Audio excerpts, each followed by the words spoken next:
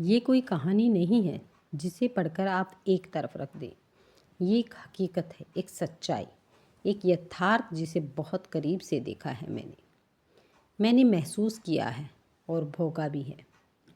आज ज़िंदगी की उस सच्चाई को तार तार आपके सामने रख रही हूँ। अभी अभी नीरा से हॉस्पिटल में मिलकर आ रही हूँ। कल रात उसने बेटी को जन्म दिया, दूसरी बेटी को। दूसरी बेटी, वही नीरा जो आज से 5 साल पहले मुझे ज़िंदगी के बारे में समझा रही थी। उस ज़िंदगी के बारे में जो प्रैक्टिकल होती है। प्रैक्टिकल लाइफ जीना सीखो भाभी, प्रैक्टिकल लाइफ। कॉलेज में पढ़ने वाली आधुनिक नीरा ने जब मुझे इतनी बेबाकी से कहा तो मैं फक्क रह गई। आज से 5 साल पहले जब मैंने अपनी दूसरी बेटी को जन्म दिया था, तब बिना किसी हिचक की उसने मुझसे पूछा था, भाभी टेस्ट नहीं करवाया था? नहीं रे, मैं बोली। करवा भी लेती तो क्या होता, इसका गला घोटती।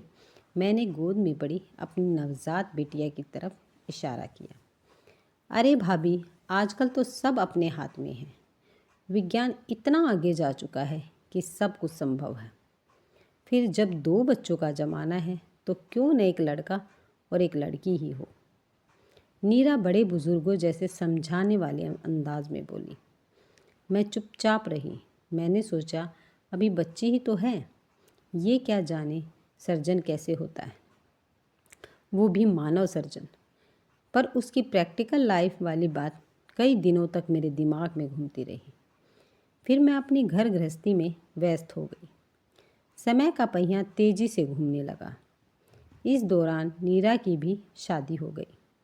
नीरा हमारे घर के सामने ही रहती थी और विज्ञान की छात्रा थी। 3 बहनों में वह मंझली थी और भाई सबसे छोटा था। उसकी बड़ी बहन अंजू का विवाह तो 1 वर्ष पूर्व ही हो चुका था। विवाह के बाद नीरा अपने ससुराल जयपुर चली गई थी। साल में 1-2 बार आती तो मुझसे मिलकर घंटों अपने ससुराल की बातें करती। मुझे उसकी बेबाक बातों में बहुत रस आता। कभी तो वह अपने ससुराल की बात करके चहकने लगती तो कभी रुआसी हो जाती।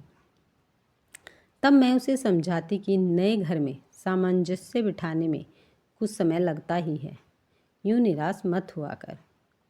तुझ जैसी बोल्ड लड़की अगर यूँ सोचेगी तो कैसे काम चलेगा।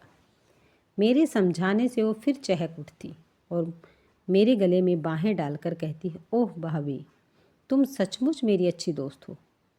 मैं भी हंस पड़ती और कहती, तुम भी तो मेरी अच्छी दोस्त हो ना। विवाह के 1 साल बाद नीरा ने एक प्यारी सी बेटी को जन्म दिया। 1.25 महीने बाद वो अपनी बिटिया को लेकर मायके आई तो मैं उससे मिलने गई। बहुत खुश थी। वो माँ का गरिमामय पद पाकर कौन खुश नहीं होता। अब उसकी बातों का दायरा उस नन्ही गुड़िया के इर्द गिर्द सिमट गया था। मैं नीरा में परिवर्तन के स्पष्ट लक्षण देख रही थी। माँ की पदवी पाकर उसका चेहरा भी ओजमई हो गया था। 2 महीने के प्रवास के दौरान नीरा से कई बार मिलना हुआ। कभी वो अपनी बिटिया को सड़क पर प्रेम से घुमाते हुए मिल जाती तो कभी छोटी सी बात से घबराकर डॉक्टर के पास भागती हुई दिख जाती और कभी अपने पापा के पीछे स्कूटर पर बैठकर बिटिया को कहीं सैर करवाने ले जाती हुई दिख जाती। 2 महीने कैसे बीत गए पता ही नहीं चला और नीरा के ससुराल जाने का समय आ गया। नीरा ससुराल चली गई। अब सामने वाले घर से बच्चे की किलकारियों की गूंज नहीं आती थी। नीरा की एक बहन, भाई और माता पिता ही दिखाई देते। समय अपनी गति से चल रहा था कि अचानक नीरा के परिवार पर दुर्भाग्य की गांज गिर पड़ी। नीरा की बड़ी बहन अंजू के पति की मोटरसाइकिल दुर्घटना में मृत्यु हो गई। नीरा के बूढ़े माता पिता तो जैसे जड़ हो गए। 13वीं के बाद अंजू के माता पिता उसे अपने घर ले आए। अब ससुराल में उसके लिए बचा ही क्या था, बाल बच्चे थे नहीं। अंजू इस दुख से टूट गई थी। सामने वाले घर में रहते हुए भी बहुत कम दिखाई देती थी। मैं भी उससे मिलने की कम ही कोशिश करती थी। नीरा भी इस दुख में शामिल होने के लिए आई थी, लेकिन कुछ दिन रहकर लौट गई। बहन के दुख से उसकी हंसी गायब हो गई थी। इस बार उससे खामोश मुलाकात ही हो पाई थी। क्रूर नियति को कोसने के लिए हमारे पास शब्द भी नहीं होते थे और मैं खामोश ही नीरा के पास से उठाया करती। नीरा की बिटिया 1.5 साल की हो गई थी। उसकी ठुमक ठुमक चाल सबको लुभाने वाली थी, परंतु घर में सभी के दिल में दुख इतनी गहराई तक समा गया था कि चेहरे पर खुशी के भाव आ ही नहीं पाते थे। फिर नीरा का मायके आना कुछ कम हो गया। बेटी को स्कूल में डाल दिया, खुद भी किसी प्राइवेट स्कूल में नौकरी करने लगी थी। नीरा रूपी पौधा अब ससुराल के आंगन में अपनी जड़ें फैला चुका था।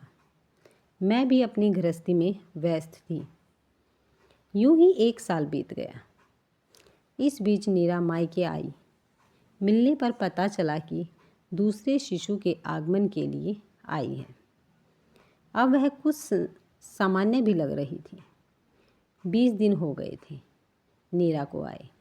आज सुबह उसकी मम्मी आई थी, यह बताने की नीरा को रात को बेटी हुई है। वह कुछ बुझी बुझी सी लग रही थी। मैं मन ही मन बुदबुदा उठी, बेटी बेटी हुई है? उसके तो बेटा होना चाहिए था। मेरा मन बोल रहा था, लेकिन मेरे होठ नीरा की मम्मी से पूछ रहे थे, नीरा ठीक है ना? और बिटिया? हाँ, सब नॉर्मल है। नीरा की माँ ने झट पीट कर ली और पीठ दिखाते हुए जाते जाते कहने लगी, नीरा ने कहा था भाभी को ज़रूर बता देना। हॉस्पिटल जाना है, इसलिए अब मैं जल्दी में हूँ। नीरा की माँ के जाते ही मैंने गेट बंद कर दिया और बरामदे में आकर धम से कुर्सी पर बैठ गई। मेरे मस्तिष्क में नीरा की बातों की फिल्म तेज़ी से चलने लगी। कितनी बेबाकी से मुझे प्रैक्टिकल लाइफ के बारे में बता गई थी जब मेरी दूसरी बिटिया हुई थी। कितना लंबा चौड़ा भाषण दिया था कि आजकल तो सब संभव है, सब कुछ हाथ में है, प्रैक्टिकल लाइफ जीना सीखो। और अब खुद के दूसरी बेटी हुई है। मैं तो आश्चर्यचकित थी कि नीरा के दूसरा बच्चा बेटा ही होगा। मुझे ऑफिस के लिए तैयार होना था, इसलिए उठकर जल्दी से काम निपटाने लगी। सोचा शाम को आते समय नीरा को हॉस्पिटल में मिलती आऊँगी। शाम को लौटते समय नीरा को मिली। रूई सी गुड़िया एक तौलिए में लिपटी उसकी बगल में सोई थी। नीरा की आंखें मूंदी थी, पर आहट से उसे मेरे आने का एहसास हो गया था।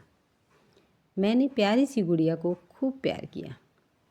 नीरा की तबीयत पूछी, पर नीरा को इतनी अच्छी दोस्त मानते हुए भी यह पूछने की मेरी हिम्मत बिल्कुल भी नहीं हुई कि क्या तूने टेस्ट नहीं कराया था?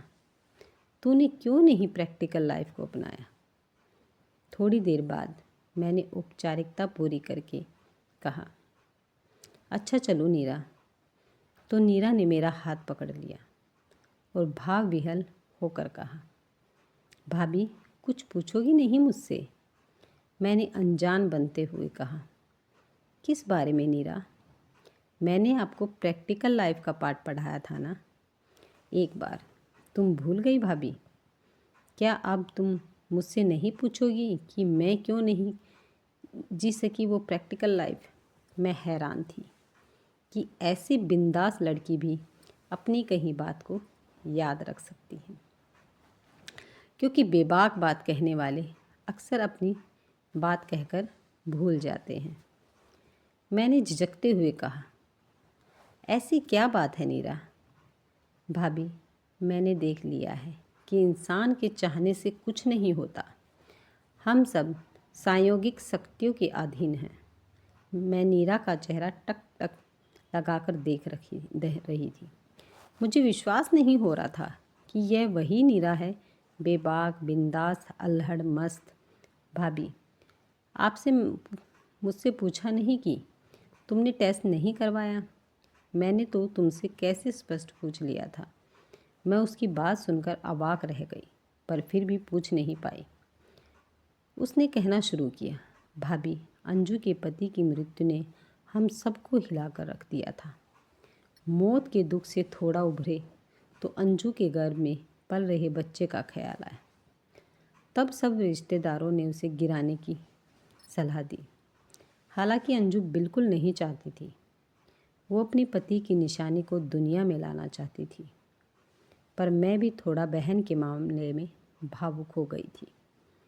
पर फिर वही सब ने प्रैक्टिकल लाइफ का वास्ता दिया। मैं भी कश्मकश में थी। आखिर मेरे प्रैक्टिकल लाइफ वाले विचार को बल मिला और मैंने अंजू को गर्भ गिराने के लिए मना लिया। अपने पति की मौत का दर्द झेल चुकी अंजू को मैंने एक और मौत का दर्द झेलते हुए देखा था। पर इतनी लंबी पहाड़ सी जिंदगी के लिए यह उचित भी था। मैं अंजू को हर पल हर क्षण यही तर्क देकर समझाती कि प्रैक्टिकल लाइफ में बहुत कुछ करना पड़ता है। अभी 1 साल भी नहीं बीता था कि मेरे पाँव भारी हो गए। मेरे विचारों से मेरे ससुराल वाले और मेरे पति भी परिचित थे, इसलिए मुझ पर टेस्ट करवाने के लिए जोर देने लगे। जबकि मेरे मन में परिवर्तन का अंतर्द्वंद चल रहा था। मैंने बेमन से टेस्ट करवाया तो भ्रूण लड़की का था। लड़के की अत्यधिक चाह रखने के कारण एक बार तो मुझे धक्का लगा, परंतु मैं बच्चा गिराने के हक में नहीं थी। इधर मेरी सास और पति का दबाव मुझ पर बढ़ता जा रहा था, जबकि मैं टालने का प्रयास कर रही थी। मैंने बहुत ही दबे स्वर में विरोध किया तो मेरी सास को आश्चर्य भी हुआ। यह बात उन्हें मेरे पुराने व्यक्तित्व के अनुरूप नहीं लगी। फिर मेरी सास, ननंद और जेठानी ने मुझे न जाने क्या क्या कहकर समझाया और मैं बेबस होकर उनके साथ नर्सिंग होम आ गई। डॉक्टर ने ज़रूरी जांच की और कुछ दवाइयाँ और इंजेक्शन लाने के लिए मेरे पति को पर्चे थमा दी। इधर नर्स ने मुझे गाउन पहनाकर ऑपरेशन टेबल पर लिटा दिया। पर भाभी, मेरा मन बेजान सा हो गया था। अब मन हिलोरे लेने लगा। मेरे सामने अंजू के पति की मौत के दृश्य एक एक करके उभरने लगे। बेजान अंजू, अंजू की चीखें, उसके अजन्मे बच्चे की जबरन मौत, अंजू की सिसकियाँ, माँ की आहें, ऐसे में बूढ़ा गए, पिता का पथराया चेहरा, भाई की खामोशी, क्या क्या नहीं देखा मैंने। अंजू जो अपने बच्चे को नहीं गिराना चाहती थी, उसका दर्द मैंने करीब से महसूस किया और अब मैं खुद अपने बच्चे को गिराने जा रही हूँ। अभी तो इतना दुख देख चुकी, अंजू को टूटते बिखरते देखा है। क्या अभी और कुछ बाकी रहा है जो एक पाप और करने जा रही हूँ? भाभी, ऐसा लगा जैसे मेरे मस्तिष्क पर हथौड़े चल रहे हों। बाहर सास, ननद, बड़ी भाभी और पति खड़े होंगे। इनकी कल्पना कर रही थी। नर्स डॉक्टर के आने से पहले की तैयारी कर रही थी। शायद मेरे पति इंजेक्शन ले आए थे। एक क्षण के लिए विचारों का जवार तेज हुआ और मैं ऑपरेशन टेबल से उठ खड़ी हुई। नर्स पीछे घूमी तो उसके हाथ में इंजेक्शन था। बोली, अरे खड़ी क्यों हो गई, लेट जाओ। नहीं, मुझे नहीं करवाना, ये सब नहीं करवाना। मैं लगभग चीख पड़ी और ऑपरेशन गाउन पहने हुए ही बाहर निकल आई। बाहर मेरी सास, बड़ी भाभी ने पूछा, क्या हुआ? मैंने दृढ़ स्वर में कहा, बस मुझे घर जाना है, ये मेरा अंतिम फैसला है। सब भ्रम में रह गए, पर मेरे विचारों में दृढ़ता आ चुकी थी। भाभी, जब इंसान अपने विवेक से निर्णय करता है न, तब उसे किसी का डर नहीं होता। मैं मूक बनी उसकी कहानी सुन रही थी। मेरी कलाई पकड़े उसके हाथ में पसीना आ रहा था। फिर उसने मेरे हाथ को झकझोर कर कहा, भाभी, बोलो भाभी, मेरा सही निर्णय लिया ना मैंने? बोलो ना। हाँ नीरा, बिल्कुल सही निर्णय लिया, मैंने कहा। नीरा फूट फूट कर रो पड़ी। मैंने कहा, पगली रोते नहीं हैं। इतने आत्मविश्वास से निर्णय लेने के बाद रोना किस बात का? मेरी आंखों से भी अश्रुधारा बह निकली थी। नहीं भाभी, मैंने आपको प्रैक्टिकल बनने की बात कहकर दुख पहुंचाया था ना। आप जान गई हूँ आप कितनी सही थी और मैं कितनी पागल।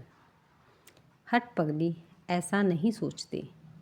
तूने तो यह निर्णय लेकर पूरी नारी जाति का मान बढ़ाया है और मैंने आगे बढ़कर उसका माथा चूम दिया।